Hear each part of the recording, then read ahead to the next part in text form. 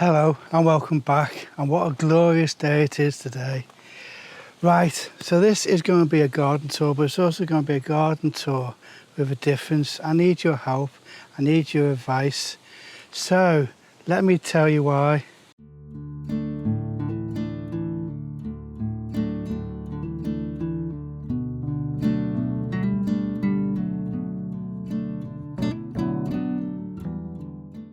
Right, so there's actually two reasons why I need your help. First reason is, last video I did, I asked what had everybody been harvesting, and Richard Taylor Gardening, who's got a YouTube channel, he said he'd been harvesting lots of jalapenos. I thought, oh, that's nice.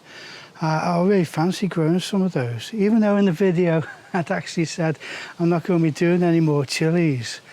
And then another comment was from Welsh 123 100, and he said he'd been harvesting Bedfordshire champion onions. I thought, oh, I quite fancy growing those. And at the same time, I was actually looking at these beds. Now these beds are really filling out quite nicely. I haven't overcrowded them, but we've got quite a lot of beans coming off them. We've got salad leaves, and then at the back I've got the kales, which will actually overtake these beds once they start to mature, but not right now.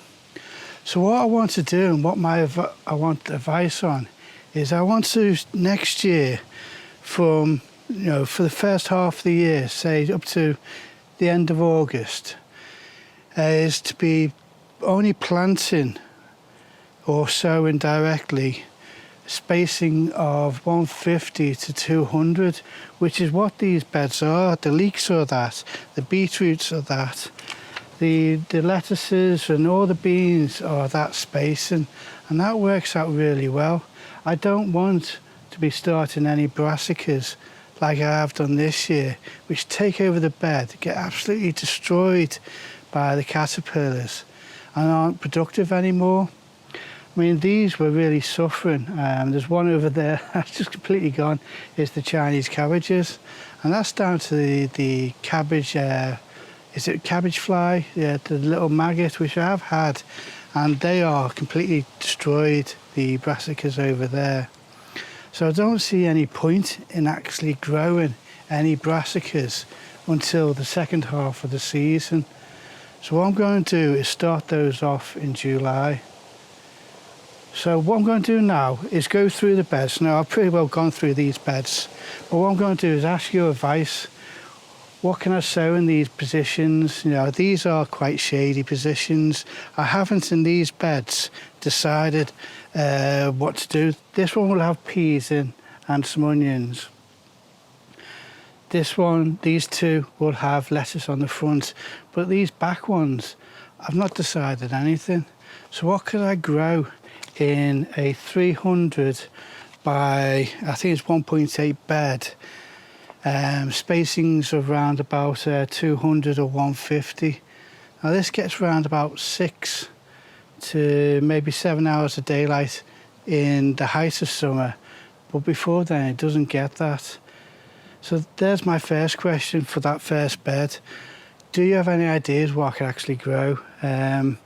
Because I got all those suggestions from Richard and Welsh 123, I could spend days going through seed catalogues just to see what I can get for that spacing. There's not many places that actually say categorised by spacing, and that's what I'm interested in, because this works really well. Right, so I've covered these beds. Let's go on to the bean bed over there, because that actually is a winner. Right, so the first vertical bed, that's working out really well. But let's get on to this bed. I have said this is a mistake, but it may not be a mistake. It depends on how many potatoes I actually get. I have actually just covered one up because it was going a bit green. So I'm yet to harvest this, but this bed is 600 by 1.9. So I could probably get, if it was 150 space and 3 by 150 or 200, I could get maybe 10 rows in. So what would be your advice? What would you grow in this bed It's probably gets around about 10 hours of sun at least a day because it's direct south. And I should be growing rocket in here to probably around about April time. So any time after April for sowing or planting out, this bed is free unless I use it up for potatoes. So that's my next one, is what would you do in here? What's actually working for you in a similar bed or a similar position? I say 150 to 200 spacing. Right, onto this. And will I change anything? There's a possibility I could do. So we've got the Tsar bean, which is looking around about a 5 pod bean. Then we've got the Beiju giant mange 2 at each end, which are drying out nicely now because I will be saving those seeds. But then on the other side, I've got the Greek Gigante. Now that's only a 3 bean pod. So I'm looking at it and thinking, will I grow that again? This Tsar is more productive. A little bit smaller bean, but more productive. So should I do the Greek Gigante or should I do another bean? Now I did do a kohlrabi, turnip, potato. That was all from the garden, peas, carrots, and with some of the beans I had in this bed last year, the Abundance and the Dwarf Belotti. And the Dwarf Belotti performed really well in the stew. It held its shape and also had a lovely flavour and texture to it. So I'm looking at this and thinking, there's a possibility if the Greek Gigante doesn't do as well as the Tsar bean, I may try doing the Belotti bean in there on that side next year. But we'll have to see. And then in the background you're going to see like these brassicas. I think that's purple sprout and broccoli. Completely destroyed by caterpillars. I think most of them have got the cabbage root fly in there as well. So that has been a disaster, and that is why I'm trying to stay away from doing more than 150 or 200 spacing in the first part of the year. That way I won't do any brassicas or anything like that. Right, let's get down there. Oh, I just forgot to press record. Right, let's do this again. So the sweet peas at each end are doing really well, and I've actually started to cut these back. They're just taking over, so I'll learn my lesson for next year. I think I did 2 or 3, and I did 6 of those in each one. So I'm going to do a lot less next year, but they've worked out so well this year for us. I've just constantly been picking, and that for us is going to be the smell of summer, is sweet pea. Right, on these we're actually starting to get our first cucumbers, and it's on each plant as well. And then at the front we got these, is it baby boo? I forgot the name of it. Mine's gone black, I'm getting old. And then on the back we've got the red curry and is it Jack Be Little. So we're getting starts of those as well. In the middle, the leeks, we'll see how they go because they're Hannibal leeks.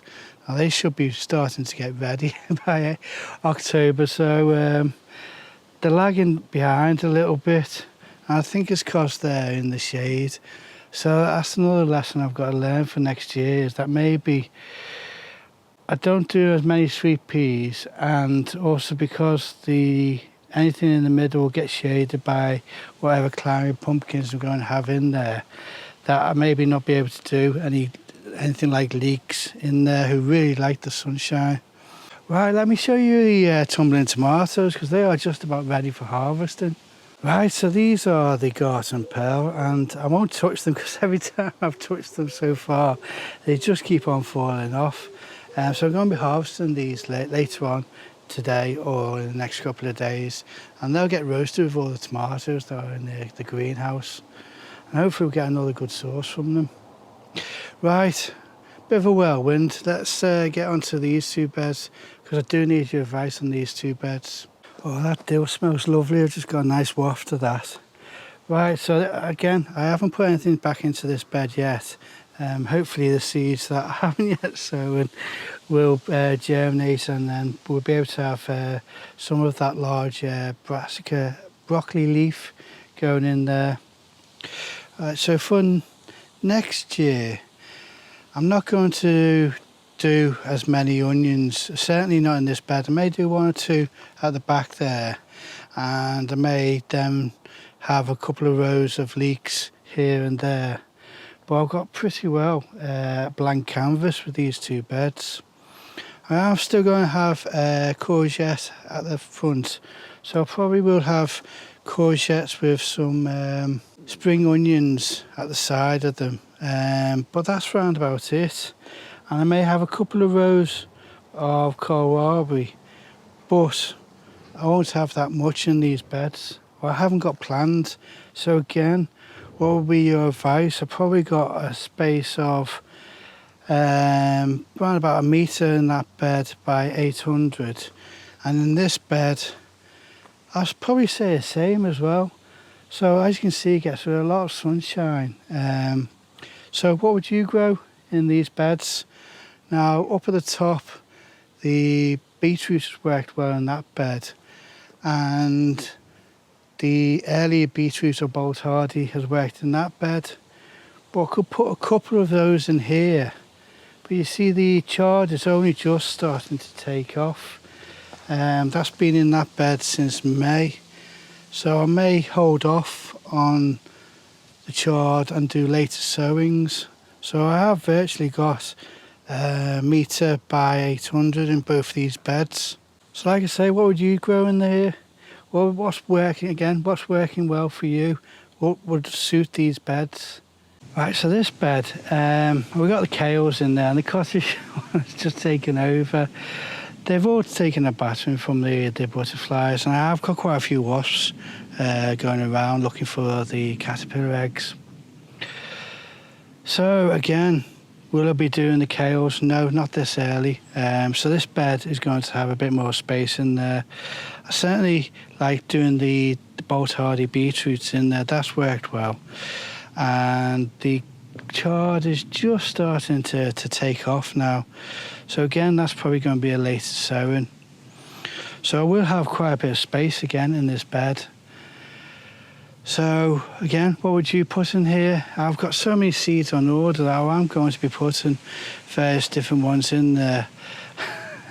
I spent the other night going right there through various different seed catalogues and online just to see what I can actually start putting into these beds. So I've ordered quite a bit, but any suggestions would be a real great help. Like I say, the suggestion by Richard that he's been really enjoying his jalapenos that he's harvested, that just sparked an interest by me. I said, I actually really fancy growing some jalapenos.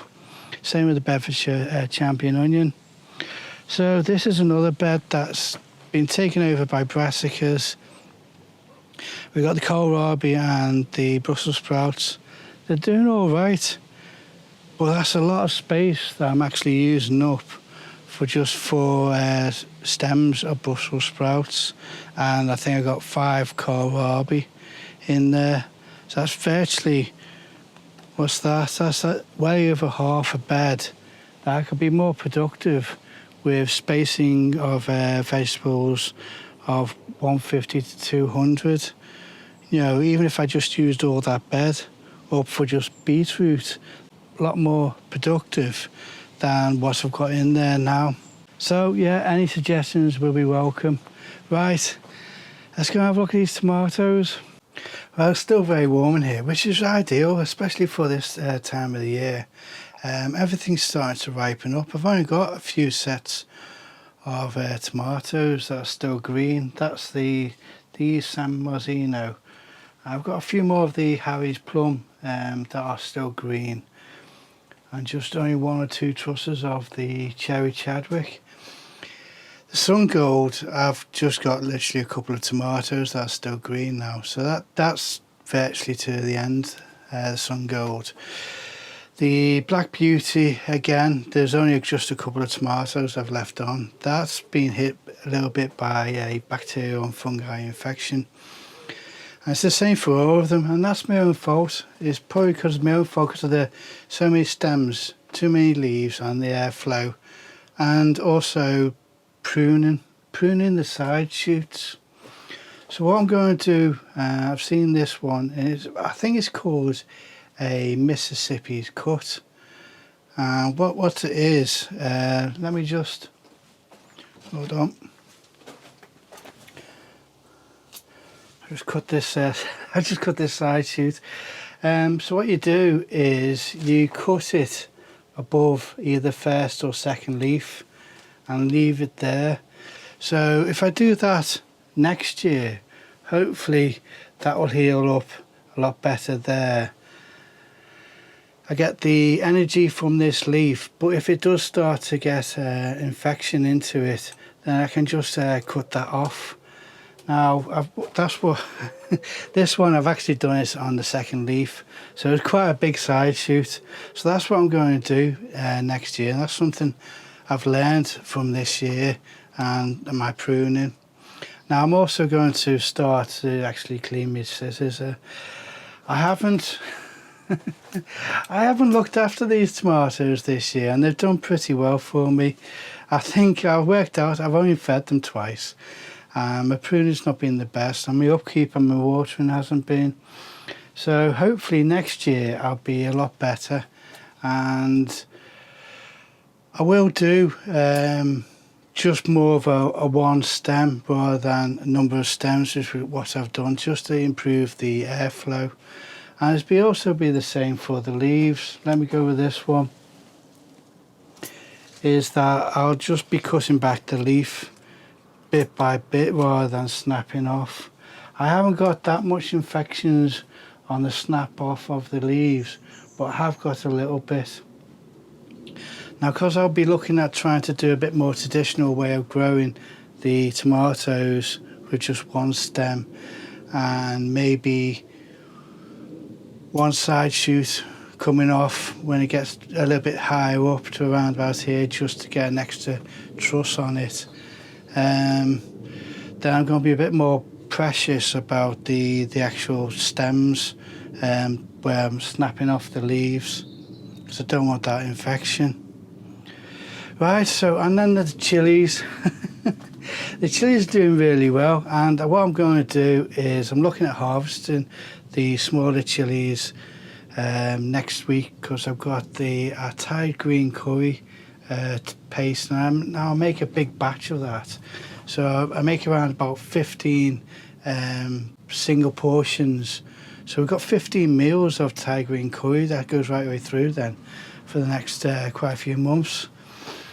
So I'm going to do a big batch of that, and I may even put in some of the white habaneros in there.